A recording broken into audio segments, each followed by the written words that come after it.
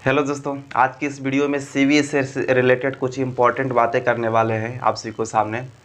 तो आप सभी को जैसे कि पता है कि सीबीएसई के द्वारा 12 तारीख को ही 10th एंड 12th दोनों का रिजल्ट जो है रिलीज कर दिया गया।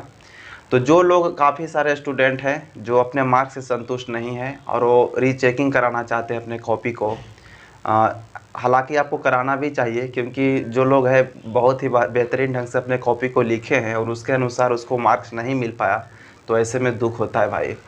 तो जो लोग अपना मतलब कि कॉपी से जो भी क्वेश्चन लिखे हैं, जितना मार्क्स का आप बनाए हैं टोटल, आप अपना मार्क्स से संतुष्ट नहीं है, तो इसमें आपको तीनों तरीके बिल्कुल इजीली आपको डिटेल में बताने वाले हैं कि रीचेकिंग का मतलब क्या होता है, कंपार्टमेंट का मतलब क्या होता है, इम्प्रूवमेंट एग्ज़ाम का मतलब क्या होता है। तीनों चीज़ों के बारे में डिटेल में चर्चा करेंगे, तब आपको पता चल जाएगा कि किस तरीके से आपको करना है। तो देखिए, सबसे पहले हम बात करते हैं रीचेकिंग के बारे में।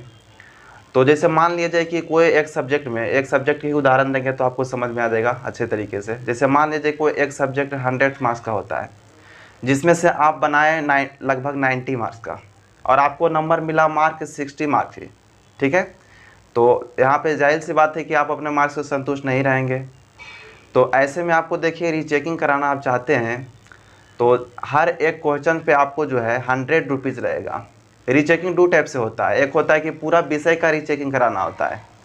जैसे एक सब्जेक्ट में आपको डाउट है तो उसमें जो भी है एक सब्जेक्ट का पूरा तरह से आपको रीचेकिंग कराना होता है।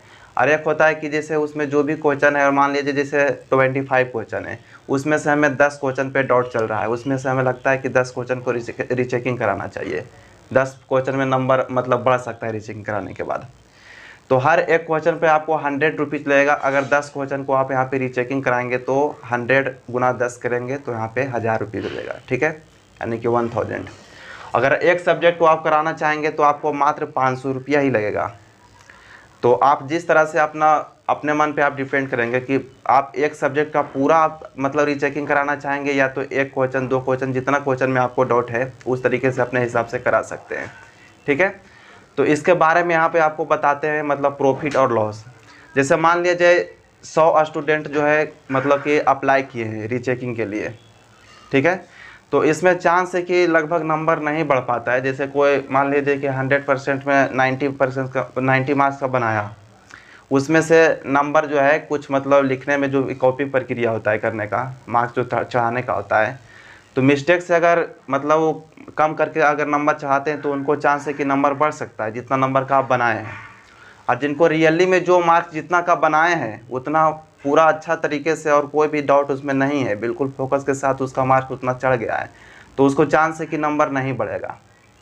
तो रीचेकिंग के बारे में आपको बिल्कुल डिटेल में पता चल गया कि आप एक सब्जेक्ट में कराएंगे तो कितना रुपीज़ लगेगा, और अगर क्वेश्चन के हिसाब से भी आप कराएंगे तो कितना रुपीज़ लगेगा। ठीक है, अब आपको बताते हैं कंपार्टमेंट के बारे में। तो कंपार्टमेंट के सबसे पहले एग्ज़ाम के बारे में आपको बताते हैं। कंपार्टमेंट का जो एग्ज़ाम होगा जुलाई में होगा। तो कंपार्टमेंट के एग्ज़ाम से पहले 1 महीना पहले जो है सीबीएसई के द्वारा एक नोटिफिकेशन आएगा फॉर्म भरने के लिए।